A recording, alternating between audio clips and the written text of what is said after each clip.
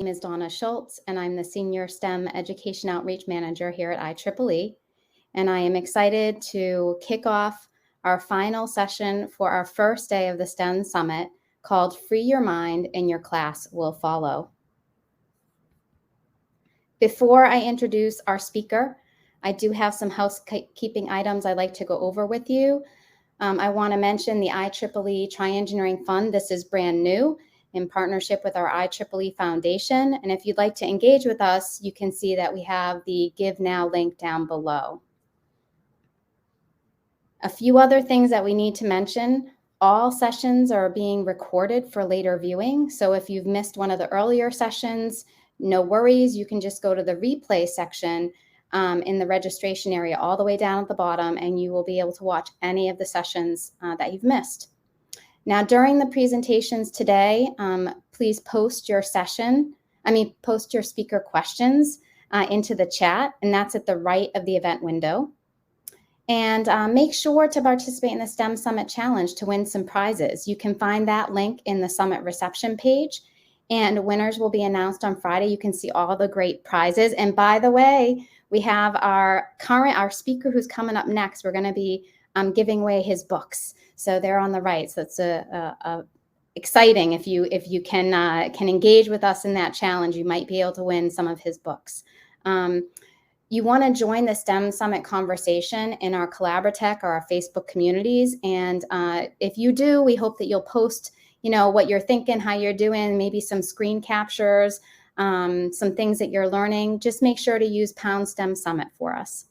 And lastly, make sure to get your participation certificate or badge, or both, and that happens to be in the STEM Summit reception page. So with that, I'm going to go ahead and introduce our next speaker. His name is Josh Berker, and he is the upper middle school creative technology teacher at Marymount School.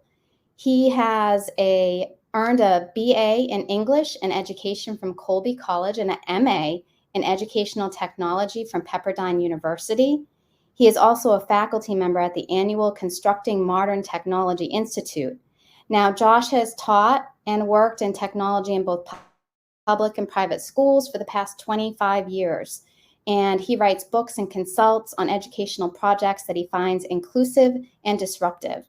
And with Brian Silverman and Eric Nauman, Josh actually helped create the Lego turtle robot, which you'll hear a lot about. It's so cool.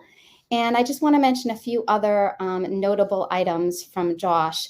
Some of his projects have been published in the Make magazine, a very popular magazine, as well as in Red magazine, which is a Spanish educational journal. And lastly, I mentioned his books in my housekeeping, but I want to mention that his books, The Invent to Learn Guide for Fun and The Invent to Learn Guide to More Fun, inspires makers of all ages to explore the intersection of crafting and technology through really whimsical, fun, creative projects that I've engaged with. And I know that when you learn more about these, you will want to as well. So with that, let me go ahead and bring up Josh to lead us in our next session. Here we go. Let me bring up Josh and let me put up our presentation and take it away, Josh. Awesome. Well, thank you so much, Donna, for the great introduction. As she said, I'm Josh Berker. I'm a creative technology teacher at Marymount School, which is a Catholic girls' school in Manhattan. Donna's going to advance my slides for me, so I'll just tell her next when I'm ready. So I've worked on maker projects in K-12 classrooms and public libraries and maker fairs, maker spaces. I taught adults actually for the first time in a university course in October. And I've been doing that since 2010. But it goes back way further than that. The reason why my arm is behind me in this photo is that I'm holding a real saw behind my back and keeping my 3-year-old brother from seeing it. My grandfather taught me to use tools at a young age, and by second grade, I was in my parents' garage using the electric jigsaw to cut out plywood Ivanhoe shields. I don't know if they knew I was in the garage with the power tools, but still have 10 fingers. So as Donna said, I'm the author of the Invent to Learn Guide to Fun. That's a book with 13 projects that really explore the intersection of crafting and technology, as well as the sequel, which has 14 projects. It's incredibly creatively named the Invent to Learn Guide to More Fun. I myself came up with that title. As an educational technologist, I work with 6th, 7th, and 8th grade students at Marymount School in Manhattan. And we work on creative technology projects. I'm a maker. I program turtle geometry and patterns and designs and light. I'm into 3D scanning and printing, and tinkering clever parlor tricks and crafting with cardboard. I have a website at joshburker.com that'll take you to my blog, my wiki, my Flickr, and all sorts of other resources that you might find interesting. The slides will all be available too at the end. So like all these links, you don't have to try and write them down or commit them to memory. It's, I'm missing a slide there. Could you just go back one real quick?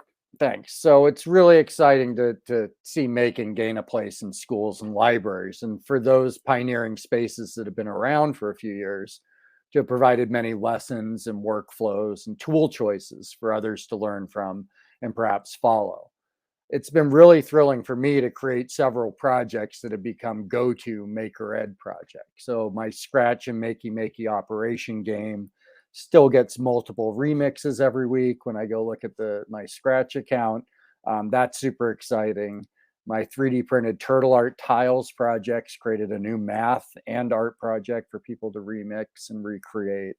And until it gets driven into the ground, Twitter allows me to show mine and my students' process and to share the final projects that others might also remix. So making with students provides many opportunities to provide ready-made experiences or recipes for others to follow. And that's the reason why I wrote 2 books for you to buy.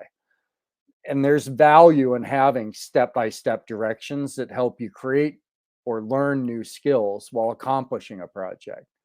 There's sustainable value in creating projects with an and then conclusion, where people are encouraged to remix or use the completed project as a launching board for a different project. All right, now we can go to that next one. This kid just turned 14 last week. Donna and I were talking about how everyone in these slides, how it's weird how we all get older. In addition to following recipes, making allows students opportunities to construct knowledge around personally meaningful topics or skills instead of somebody else providing the prompt or the lesson. When we incorporate forms of play in school, that honors the student's primary job in life, which is play. And it involves their bodies, imaginations, inquisitiveness, and it contextualizes their learning. So play and making go hand in hand. And I'm going to present to you a few projects where children's play led the learning and making, and I got out of the way. Letting go of the desire to be the expert in the room is empowering for the students and for you. So I'm going to contextualize what I mean by play in this talk and in regards to the projects that these students created for themselves and their peers, and then we'll get into the projects. So play uses the body. And at the far left here, we have a little screenshot from a movie called Super Silly Stuff that I'll show you some of. Play also means seeing things anew. And we have some wind tubes there at a Horizons workshop. Play is about taking things apart figuratively or literally, to learn how they work. And there's the logo turtle at Bridge Academy. And then play occurs within the world we inhabit, and we have a Dradio garden there. So why do we offer play in the classroom? Well, children are constructing knowledge while they're playing. So let's go ahead and run that clip there.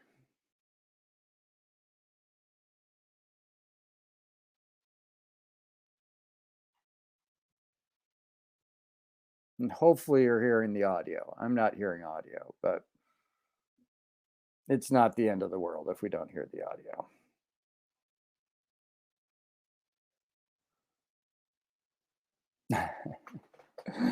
Oh, we're seeing behind the curtain.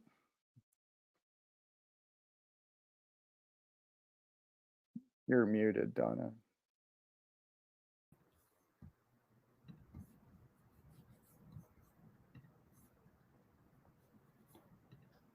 There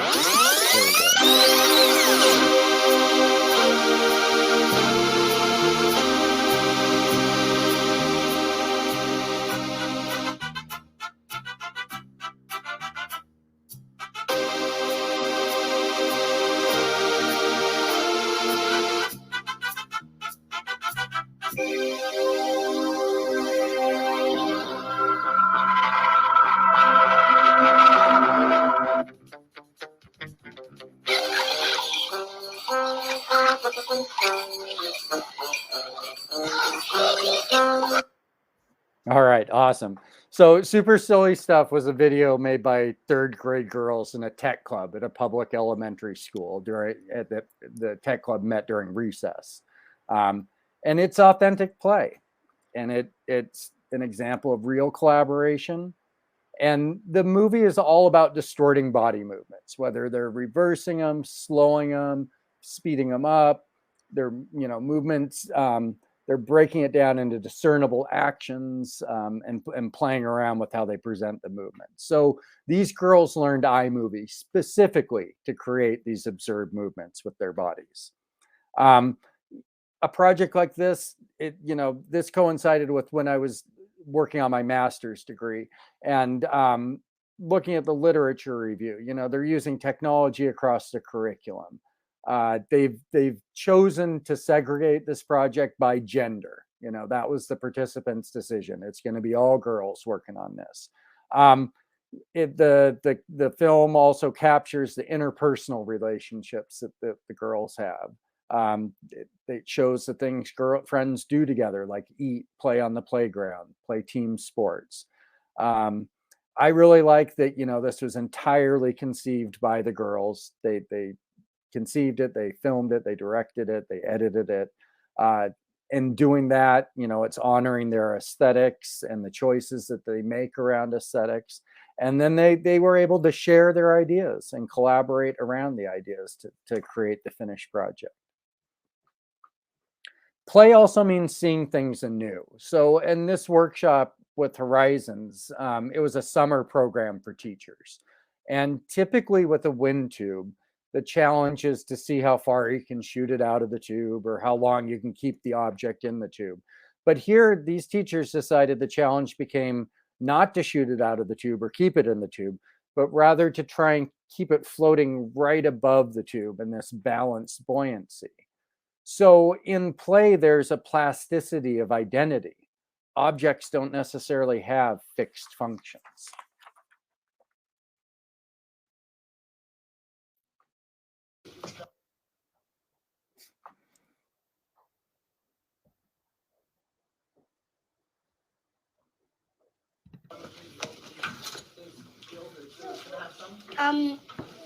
My daddy made this and all those things go in it, and the ribbon came from my recipe. That crazy sweater with the pink and the black. I made that, and I made those crazy fluffy things, those like fluffy things like I made them into like some like kind of paper chin. So I wanted to those feathers I got from my song. I got some from home there. I got from my song, but I couldn't bring it because it was just like fly. My mom's supposed to go all the way up, then land down on the ground. You ready to show how it works? Uh-huh.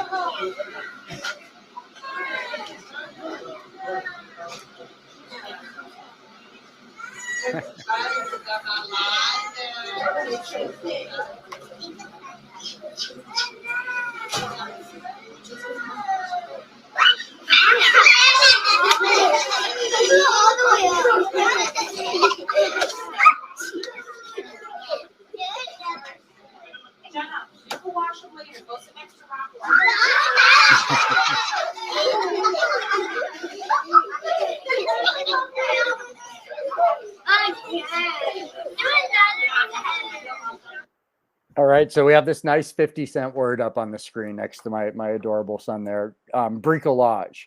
So in the case of my son's demonstration, he's explaining his use of bricolage or using materials that he has on hand and is familiar with to get the job done before he demonstrates the machine for his classmates. So he talks about the little ribbon that he has from his dress-up clothes collection, and some things that he made because he has access to malleable materials, and then the feathers, the really big kind of exciting one. Also a really good example here of seeing things anew is this short video by the late Dr. Edith Ackerman. So Donna, if you could click on that Vimeo link, it's gonna spawn a new window for us here, and we'll play this little. We're gonna just play a short chunk of it here.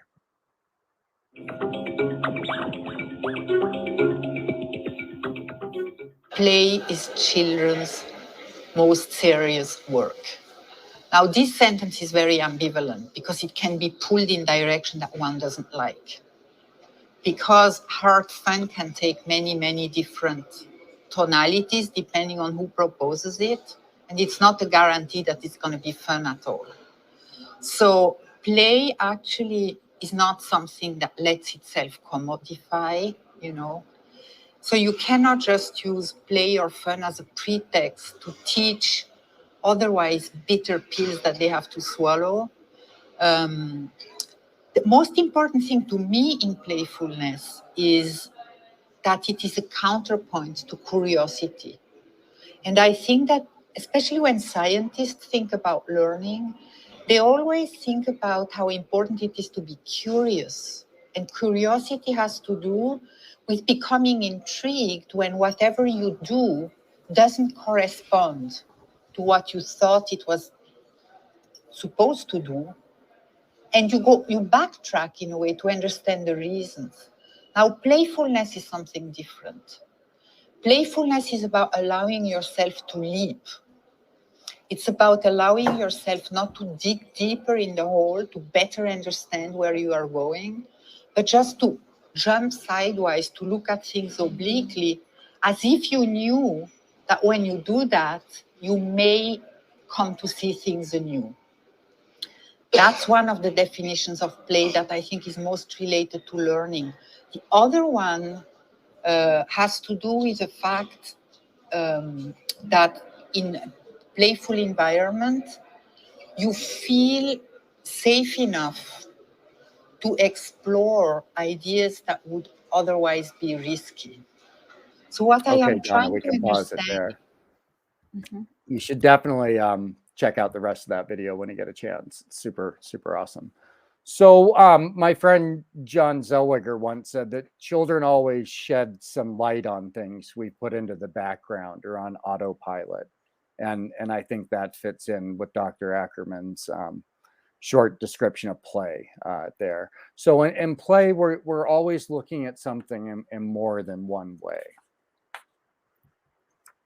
Play means taking things apart. So here we have the logo turtle at Bridge Academy. I started an after-school logo programming club at a charter school in Bridgeport, Connecticut.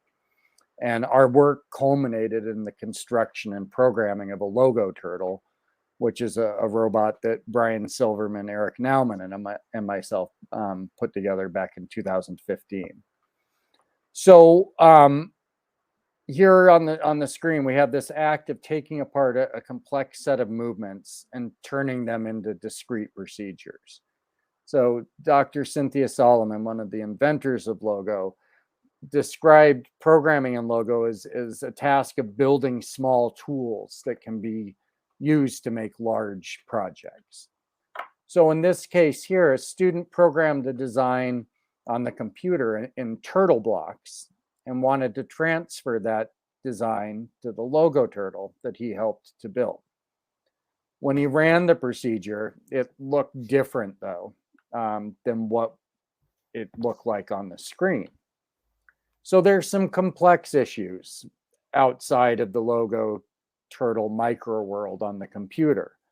The microcontroller on the logo turtle floor robot doesn't handle floating point math, for example. And there's friction in the real world, and they're powered by batteries that are constantly wearing down over time. So students without a stake in the outcome might throw their hands up and suggest, if I maybe spent a little more money on a robot instead of building my own, I might get some more precision. But this student helped construct the logo turtle, so he felt invested in this problem.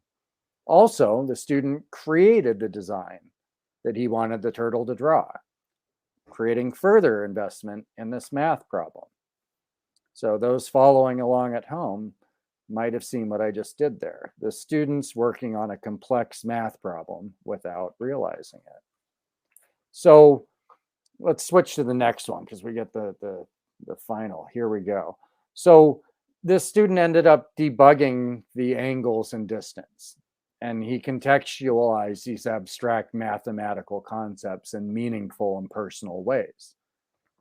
It's not often that you see a student get a math problem wrong, then go back and revise the work 5 or 6 times until the solution approximates perfection.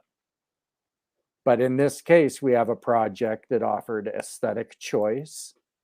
The student had agency over a robot, and the student created the challenge. He was intrinsically motivated to debug it and get it as he saw it on the screen out in the real world.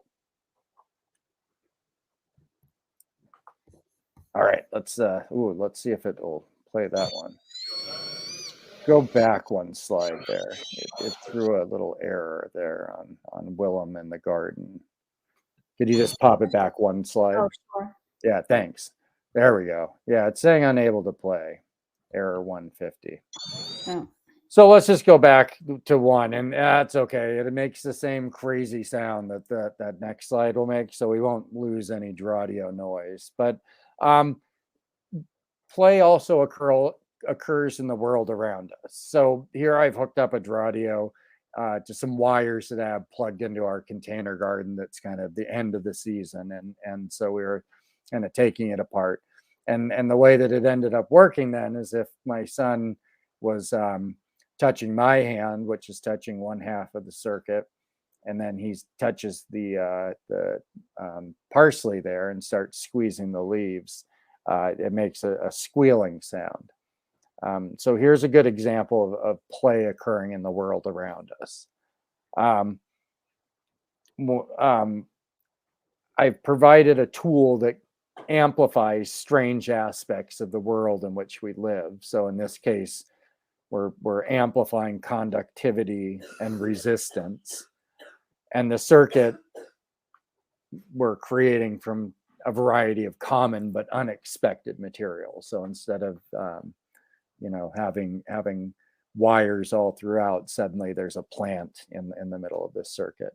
So playing with projects like this and technology like this helps people to realize that the world's malleable. You can change the function or the use of things. And Jay Silver You know, one half of the Makey Makey team is a huge kind of proponent of this mindset. The world is a toolkit. This approaching the world is, you know, objects, their identity being malleable. It offers more agency over your surroundings and possessions. So next slide here, we'll get a little of the Dradio madness.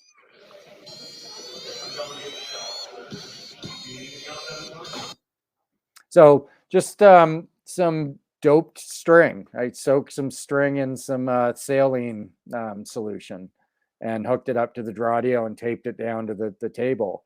And people then started exploring without understanding everything about circuitry or conductivity.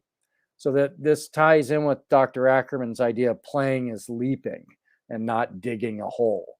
You're jumping into the middle of it. You know, a setup like this is also kind of a micro world, a concept of Seymour Papert's in which the extraneous is set aside and the topic of exploration is easy to experiment with, run experiments with using the tools that you construct. So the Dradio simply makes it easy to construct a circuit in the world where your body's a resistor and part of the circuit, and it rewards your explorations of circuitry with a silly sound. All right, so how do we make STEAM for everything? So let's look at how we can integrate playful uses of technology into curriculum in a way that's not siloed. All right, nice.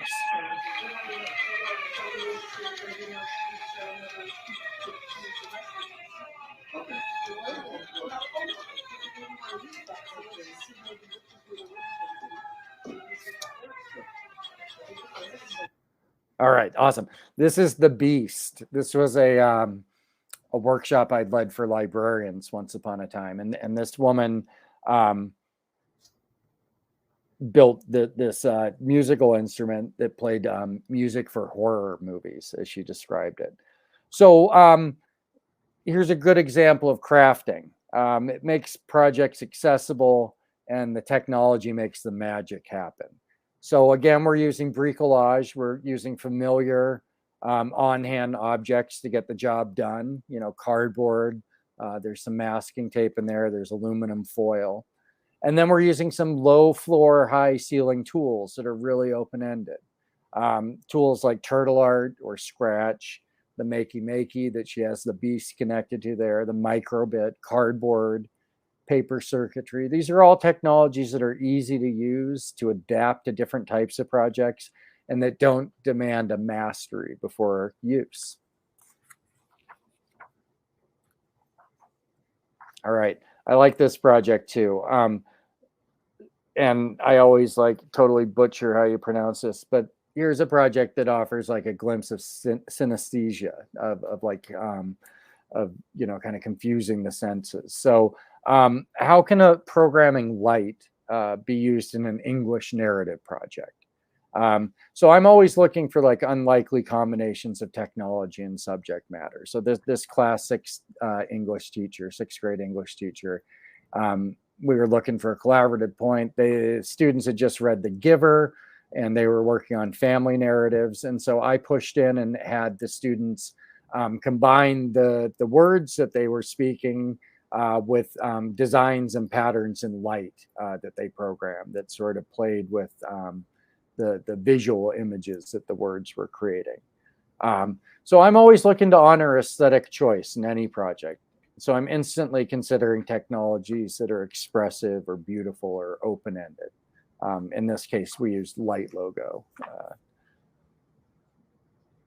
All right. Another thing that we can do to make STEAM accessible to everyone is sharing the knowledge.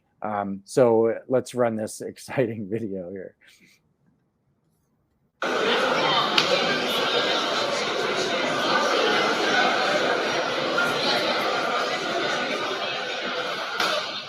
All right, so up on the screen, you can see that's one of the logo turtles there. And we're at the school's talent show here.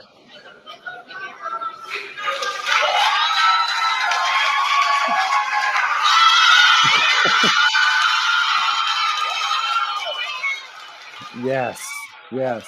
So Isaiah asked, "Hey, can we enter the logo turtle in the talent show?" And I was like, "Heck yeah, we can enter the turtle in the talent show." And the kids like helped hold the screen up there. I brought in a LCD projector. One of the teachers had a document camera, and he got like a standing ovation from his turtle drawing a flower. Not something you would expect middle school boys and to like want to draw a flower and get like hyped about. So sharing knowledge, you got to provide opportunities for students to show the knowledge, not tell you what they know.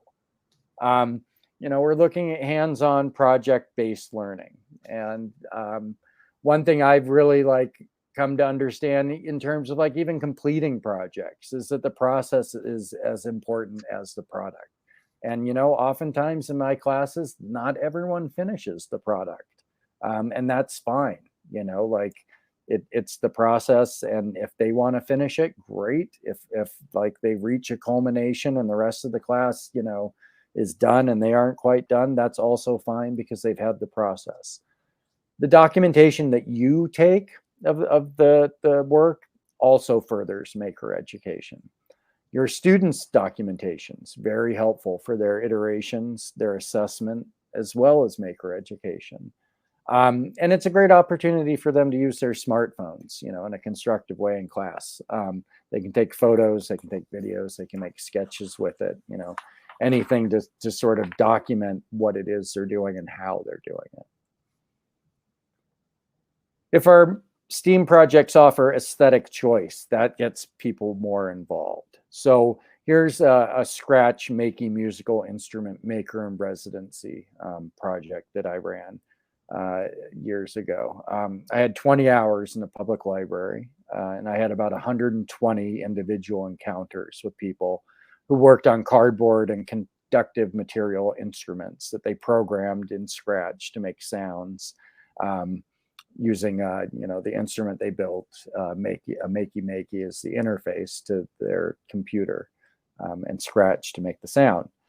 But then once they had the instrument built and could make a sound, I threw the and then prompt at them. So once you're done with it, could you create a song and play the song on the instrument? And then could you figure out a way to write down their song so somebody else could perform it? There was the creation, over the course of the month of many different kinds of musical notation for people who could not write or read music by conventional standards, but which a low floor, high ceiling tool allowed them to easily do. So many typical instruments got constructed. We can see, some violins, some keyboards. There's an oboe there. The old guy was on the far right there. He was 89 years old.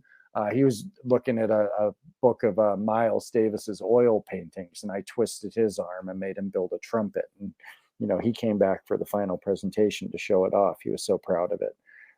Nice cello. And then we have something that's completely not typical. Let's go to the next slide and take a look at that. Okay, I'm gonna plug this there. So the bird, I wanted to do something that wasn't a real instrument. So I decided I was thinking about what sort of animal I could do, and then I thought a bird would be fun. So I cut one out, and then I decided that it would be cool to have the beak move. And so now, whenever you open the beak a little bit, it sings a low note, then an in-between note when you open it more, and then when it's open fully, it sings a high note. And the wing, it makes a hand clap sound as if the wing's flapping. So I had no idea how I was going to actually make it. I just thought it would be cool to do, and then I cut it out before Josh came, and then when he came, we figured out how we do it in Scratch, and then show us the switches you built. Oh, the switches. So on the back for the wing, for the beak, underneath the beak, there's one copper pad connected to ground. And then on these 3 copper pads, which make the sound when the beak opens, one of them is connected to each one of them is connected to a different one of the arrow keys. So this is the down arrow, this is the right arrow, and then this is the up arrow.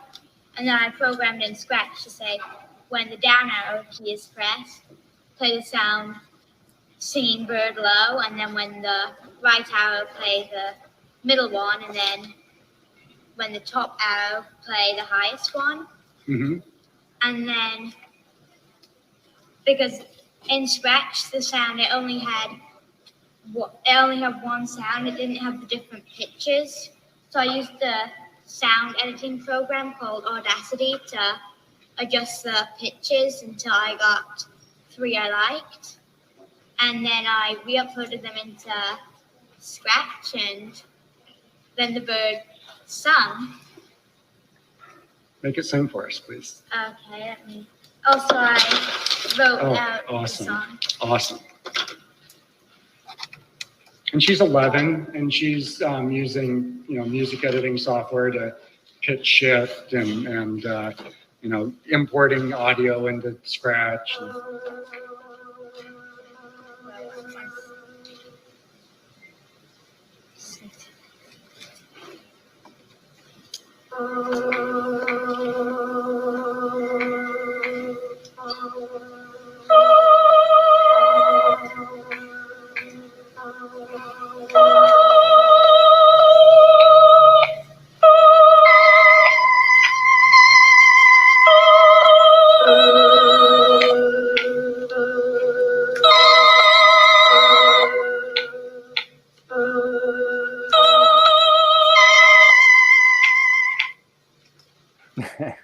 And then that's it. So awesome. So awesome. So yeah, play leading to this like 11-year-old doing all of that many adults would struggle to do. We can make STEAM more accessible to everyone if we use it as a collaborative opportunity. So here we have Mission to Earth 2, Tom Helps Me. This is a collaboration between an autistic student and his peers, who are both typical and autistic, on a stop motion animation film. The student storyboarded the whole thing, wrote a script for others. It was his opportunity to practice voice acting. He had been very nonverbal. And, that was one of his goals in school, was to get more verbal. And so here's an opportunity to do some voice acting. He was modeling social behaviors and the characters' interactions, using technology as a point of collaboration with his peers. And the whole project couldn't have happened really without the project goals and support from the paraprofessionals who worked with the student and with me. So the whole clip there is up on YouTube, but here on the next slide, we have a little clip of it. I'm climbing a volcano. I am almost to the top. Whee! Cowabunga! Whee! Here I come. Oof. Look out below. Hi, Tom. Let's explore this cave new. Okay, Tom, you lead the way. All right, awesome. So, a really just amazing opportunity for all of the students involved. Super, super awesome to see how far that student had come, between the time I'd started working with them. And he was in 4th grade that year.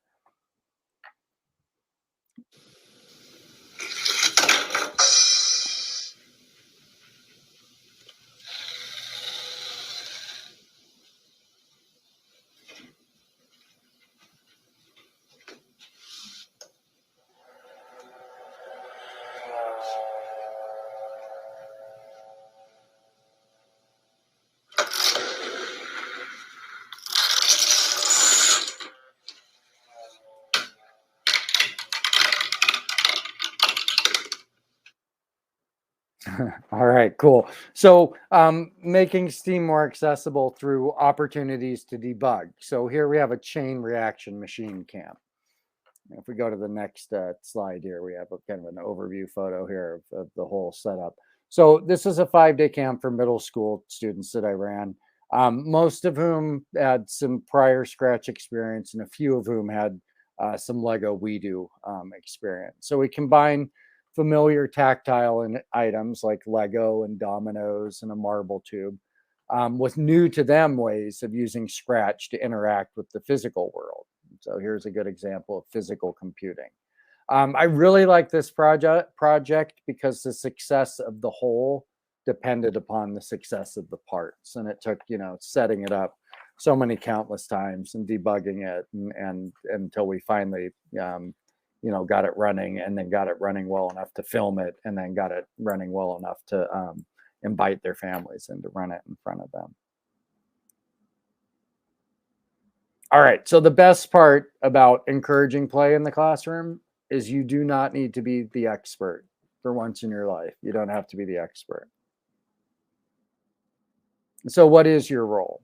Well, you have a few different roles as the non-expert in the room. I like to think of the Reggio Emilia schools in Italy and the documentarian in the classroom. There's a democratic possibility to inform the public of the contents of the schools according to 100 languages of children, one of the books about the Reggio Emilia schools.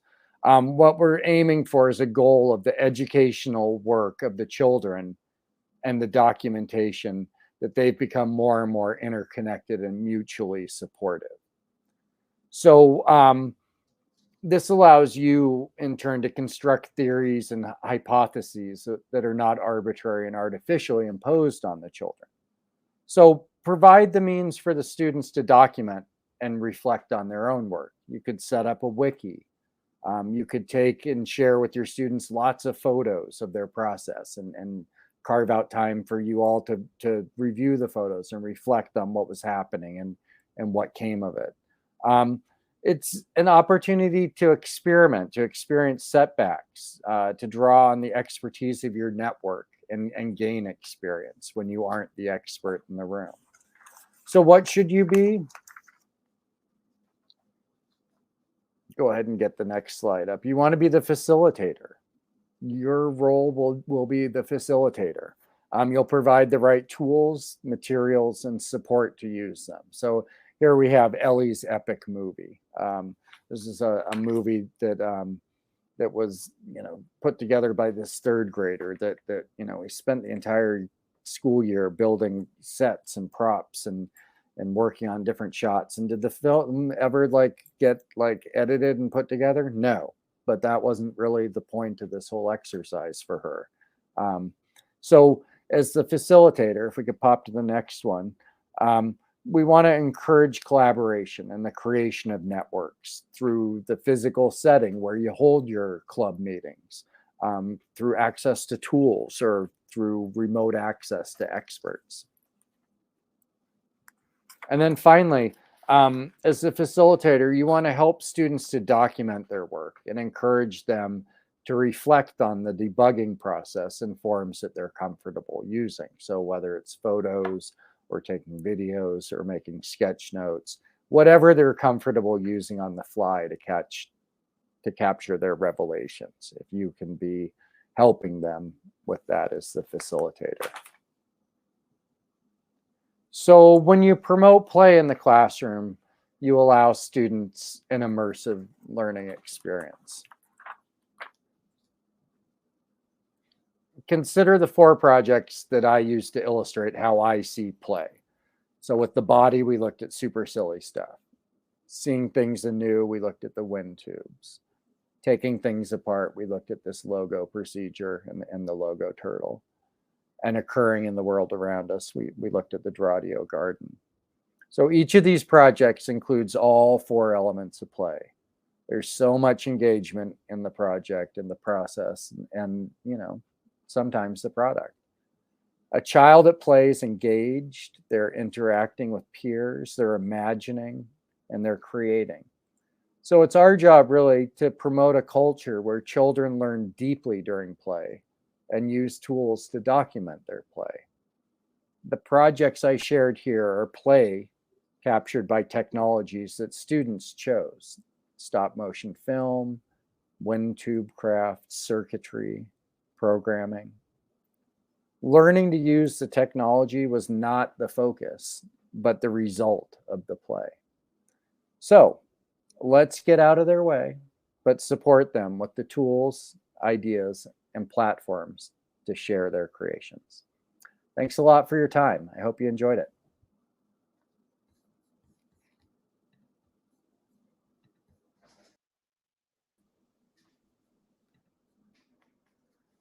Thanks so much, Josh. That was fabulous. We have some questions for you. As a parent, can I help bring more play? How can I help bring more play or project-based learning into my district's curriculum?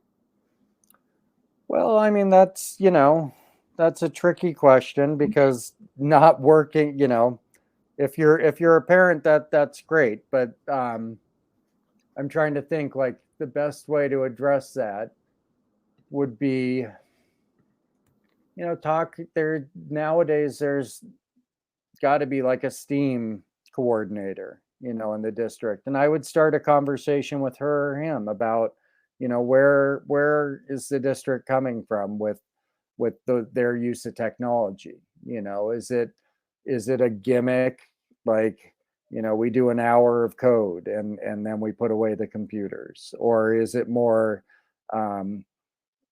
woven into the curriculum, and throughout the curriculum? But I think that pointing them at this, pointing them at these slides and just showing them what's possible through play. You know, I look at my son who attends a public school and just sort of how scheduled everything is and how, they're kind of marching towards the next assessment and whatnot. So it's tough, but I think, run for school board. That's a good way to get it into your district's curriculum. That's a big question, and I appreciate it, and I don't want to, kind of misanswer it. But I think, maybe a better place to start is, how do you bring play and learning into your own home, and start there and ramp it up from there. What kind of toys and technologies do your kids favor at home? And if it's, more consuming than creating, maybe tip the balance this holiday season towards tools that perhaps offer, more open-ended challenges.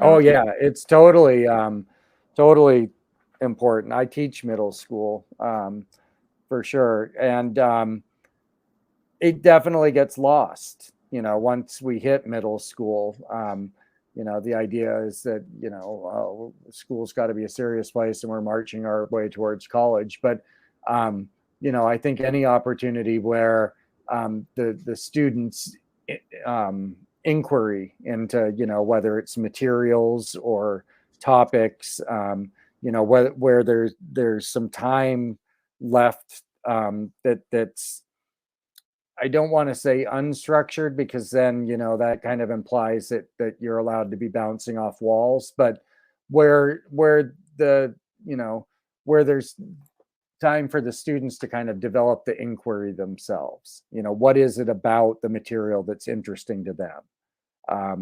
What is it about circuitry, that they find enchanting? Is turning a light on more interesting to them than making a strange sound? So I think, we're offering opportunities for play, with middle schoolers. What does that look like in my classes? Well, like with the example of the logo turtle, I think that, offering them an opportunity to program a representational drawing is a great kind of chance for play, in that, you know, I'm the person who's always encouraging them, and they look at me funny, but to get up out of their seat and put themselves in the turtle's shoes. So then, you know, there's the physical part of play that we were talking about, when you're modeling what the turtle's to be doing by, you know, you're the turtle. I mean, that was Papert and Company's intent from the beginning, is that you're able to, you know, debug your logo procedure because you can put yourself in the turtle shoes and walk your way through the shapes and repetitions that you're trying to make the screen turtle do. You can repeat that with your own physical body. So, you know, I think with my students, you know, offering them sort of that open-ended opportunity to meet the project challenge, you know, I definitely see that as play. You know, I'm not asking everyone, for example, you know, draw me a Christmas tree. Like, I'm pretty wide open. And what do I get out of it? Well, you know, two girls program waffles with syrup and a nice pat of butter, and then they went on to do some fried eggs, and somebody else programmed an Among Us character, and you know, like it ran the gamut. So you know, projects that where there's a goal, but how you get to that goal, you know, I definitely see that as a form of play and construction of knowledge through that play. Awesome. Oh, goodness. Yeah, this is this is actually a really good question. You know, as I mentioned, I was really into like woodworking as a kid, because that was like, you know, a material that I had a little proficiency with, and I guess enough guts, you know, to use that electric jigsaw. The project that I really wish I could have completed as a kid was the crystal radio receiver. There's a great book, you can buy it used on Amazon, called Kids America. And it was released in 1970, I want to say 76, because there's a lot about the bicentennial in there, if not 76 right after it. But, you know, like, here is a project that was a little bit beyond my skill. So, you know, I always wanted to build it, but I never did. But as an adult, like, that was one of the projects when I got my 3D printer up and going. Like, I 3D printed a toilet roll, you know, to be more durable. And I put together a crystal radio kit and used the wiring in my 1927 house as the big antenna, you know, to pull in some radio waves. So that was, you know, a childhood dream realized. But yeah, beyond fire, like building fires as a kid, I would have to say woodworking was a favorite maker project. And, you know, I got to carry that on. The college I went to Colby College, and they had a January plan. And my junior year, my Jan plan was woodworking, and Cool. kind of got to refine it. And then after, you know, as an adult, I did a project that lasted from October to May, where another guy and I led 5 kids through woodworking and building automatons that were like 2.5 feet by 4 feet tall, that all chained together into a big like bookshelf for a mini maker fair. So yeah, I continue to really enjoy woodworking, and wish I had a bit more access to woodworking tools. But that's the project as a kid, you know, anything having to do with wood, just because I could, you know, I could actually craft with it pretty proficiently. If I had had a 3D printer as a kid, man, that would have been something. Things might have changed, right? Your favorite project might have been 3D printing. Yeah. That's great. I have one more for you, Josh. Okay, good. It's one of mine. You were talking about these unlikely combinations. Unlikely combination. So, I mean, the one that like, that I guess I like to rest my laurels on is the turtle art tiles. You know, that and that all came to me from, I want to say her name is like Maker at Home.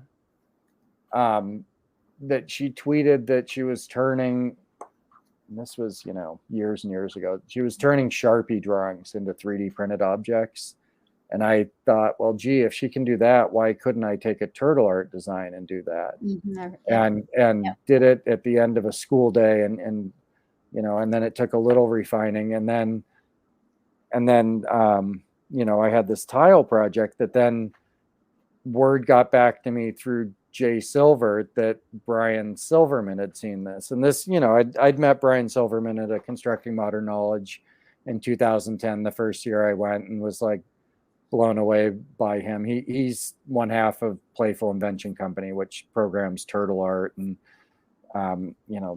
they were, he and Paula were our head members of the Scratch team, and sort of defined the direction of that. And Brian's behind all the releases of logo that I used with myself and students. So, word got back that Brian's mind was blown by code as tile, and then code is ceramics, just anytime you can sort of make technology recede into the background. I joke a lot of what I do is parlor tricks, and the technology makes the magic happen, but the crafting is what makes it accessible. So cool. I've done that one, and it's a ton of fun. There's one final one. Okay, great. Everybody wants to know. Yeah. Okay. How can you get a logo turtle? Right. So if you go to joshberker.com, one of the links off of that is the instructions for the logo turtle. So there's some parts you 3D print, or you can, use something like 3D Hubs. I've used them in the past to see how they did it. But you 3D print the parts. I laser cut the chassis just so it's super, super flat. And then I lead you through the breadboarding. You load it onto a Metro Mini, is the computer that it runs on. And it's about, I want to say about $60 in parts. And, it's, if you're looking for kind of an out of the box solution, I would go with something like LCSI. I think LCSI LCSI doesn't make it. I would go with like the ProBot. That's really polished. But if you're looking for a good, electronics project that you're going to lose a little hair, getting it all together, I'm like the only person in the world who knows how to troubleshoot the things. But my direct messages are open, and I'll help you through it. If you're interested in building it, I have 12 of them to my name now at this point. And they're a fun challenge. They don't do floating point math, so everything's a bit of a kludge, and that can either be really frustrating or it can be really interesting, because the more, for example, without me going off and going on too long about it, like the more times you repeat, kind of the farther it wanders out of tune, as it were. And so a big part of using it is mucking with the math, that 90 degrees on the screen might be 91 degrees in the real world. And how do you reconcile, what your design is supposed to look like with what the turtle's producing? And there's really where the real fun is. So yeah, check out joshberker.com and you'll see thank you. You'll see the link to the logo turtle whole build page and whatnot. You can go from there. Awesome. Josh, thank you so very much. It was a blast. I so enjoyed every video of every project. It made me smile and laugh. I loved it. Super fun. I now want to like craft. I want to get going. I like Do it. You've inspired me. Good. So Good. thank you so much. We'll, for those of you still online with us, we want to encourage you to check out Josh Berker's website and take a look at his books. Yeah, buy Join like him. 40 copies of each book this Christmas and give them out. You know, that would be awesome. I have them in my library and have used them. They were instrumental in my STEM outreach in my lifetime, and we are giving them away. We have two, his first book and his second book in our STEM challenge. So you want to be doing the STEM challenge, so maybe you can win them. But thank you so much, everyone, putting up some thank yous. And don't forget to join us tomorrow for day 2 of our STEM Summit. There's so many more great sessions to come. So thank you so much, everyone, and have a wonderful night. Thanks, everyone. Thanks again, Josh.